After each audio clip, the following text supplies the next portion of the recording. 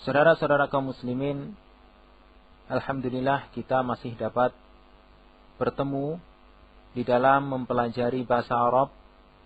Namun sebelumnya perlu kami sampaikan bahwasanya bahasa Arab termasuk di dalam bagian agama Islam yang merupakan alat untuk memahami Al-Quran maupun sunnah Rasulullah SAW.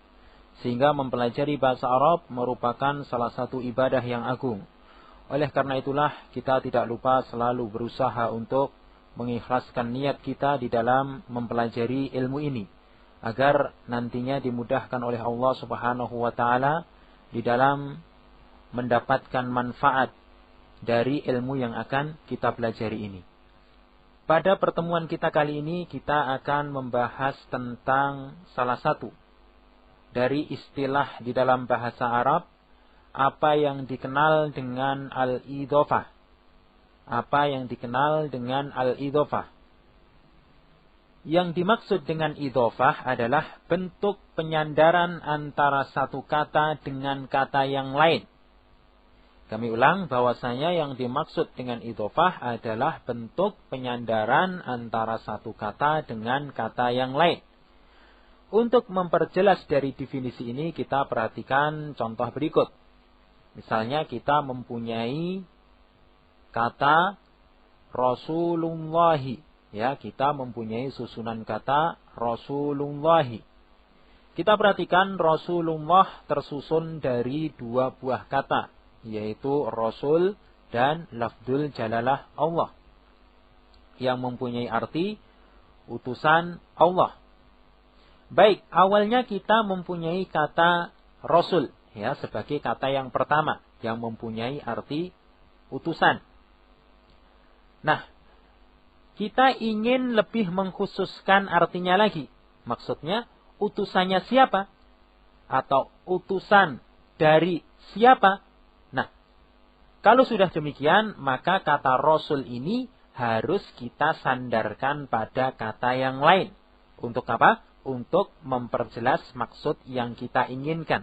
Bahwasanya Rasul atau utusan yang kita maksud adalah utusan dari Allah atau Rasulnya Allah.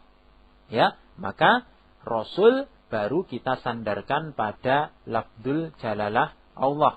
Artinya Rasulullah yang mempunyai arti utusan dari Allah.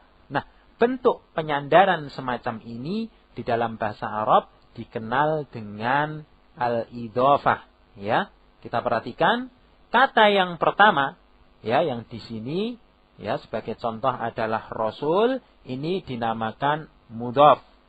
Ya, kita perhatikan kata yang pertama, ya, dinamakan mudhaf atau kata yang hendak kita sandarkan pada kata yang lain.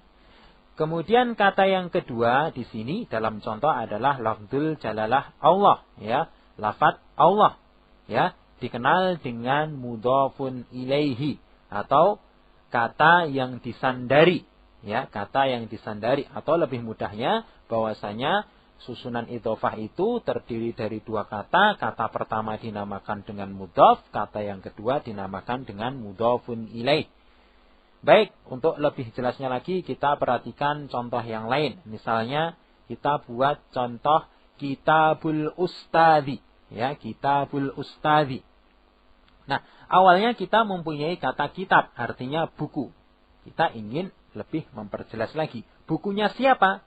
Ya, buku milik siapa? Nah, kalau kita ingin lebih memperjelas maknanya, maka kata kitab tersebut kita sandarkan pada kata yang lain, ya, sehingga terbentuklah susunan idhofah. Misalnya kita sandarkan pada kata al-ustadzi, ya, al-ustadzi, sehingga menjadi apa? Kitabul Ustadzi, buku milik ustadz itu, ya, bukunya ustadz. Baik, Kitabul Ustadzi terdiri dari dua kata pula, yaitu kitab, ya. Kita ingat kata yang pertama atau kata yang hendak kita sandarkan dinamakan dengan mudhaf. Kata yang kedua atau kata yang disandari dinamakan dengan mudhafun ilaihi. Baik, inilah yang dikenal dengan susunan idhofah.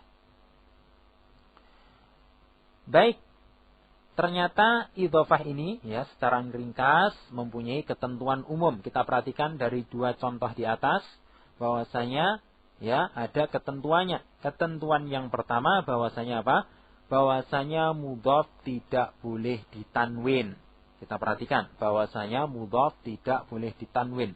Sehingga kata Rasul kita perhatikan kata yang hendak kita sandarkan pada kata yang lain. Di sini Rasul maupun kitab dia tidak ditanwin walaupun dia tidak menggunakan alif dan lam. Kita ingat bahwasanya kalau ada suatu kata kalau tidak pakai alif lam berarti dia pakai tanwin. Kalau tidak pakai tanwin secara umum ya pakai alif dan lam. Namun kalau dia menjadi mudhaf maka dia tidak boleh ditanwin walaupun tidak menggunakan alif dan lam. Sehingga rasulu atau kitabu ya, rasulu atau kitabu menjadi rasulullahi kemudian menjadi kitabul ustadzi. Baik, ini untuk ketentuan yang pertama. Untuk ketentuan yang kedua yaitu bahwasanya mudhafun ilaih biasanya berharokat akhir kasrah. Ya, mudhaf ilaih biasanya berharokat akhir kasrah. Sehingga kita perhatikan Rasulullahi. Ya, kita perhatikan lafdzul jalalah Allah berharokat kasrah. Demikian pula kitabul ustadzi. Lafaz ustad di sini ya, kata ustad dia berharokat akhir kasrah. Kemudian ketentuan yang ketiga adalah bahwasanya mudhaf dan mudhaf ilaih kedua-duanya merupakan isim. Ya, kita perhatikan bahwasanya mudhaf dan mudhaf ilaih kedua-duanya merupakan isim. Sehingga ketentuan yang ketiga ini ya kiranya menjadi bonus ya, bonus tentang ciri-ciri dari isim. Bahwasanya ciri isim itu idhofah. Ciri isim adalah salah satunya idhofah. Itu tentang idhofah ya.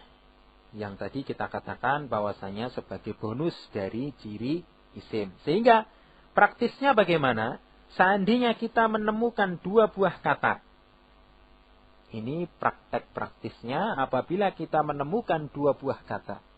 Kata yang pertama dia tidak bertanwin. Namun dia juga tidak memakai alif dan lam. Kemudian kata yang kedua dia berharokat kasroh. Walaupun tidak kemasukan huruf jer. Ya, kata yang pertama dia tidak bertanwin. Kemudian ketemu kata yang kedua dia tiba-tiba kok berharokat kasroh walaupun tidak ada huruf jernya, maka dua buah kata tersebut kita katakan sebagai isim. Contohnya misalnya kitabul ustad, ya, kitab merupakan isim, al ustad merupakan juga sebagai isim. Ini merupakan ya penjelasan singkat tentang idhofah, ya. Idhofah sekali lagi juga merupakan salah satu ciri dari isim.